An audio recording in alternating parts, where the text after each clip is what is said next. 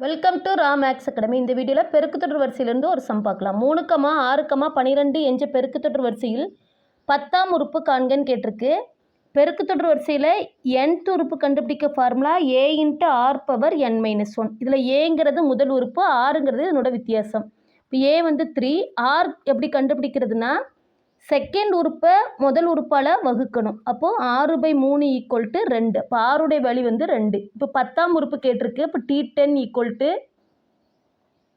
A3, r வந்து 2, 10 - 1. அப்போது 3 × 2⁻9. 3 × 2⁻9 value வேணும்னா 512. இப்போ 512ஐயும் 3ஐயும் மல்டிப்ளை பண்ண போகிறோம். இப்போ 1536ன்னு கிடைக்கும். அப்போ ஆப்ஷன் பி தான் சரியான பதில்.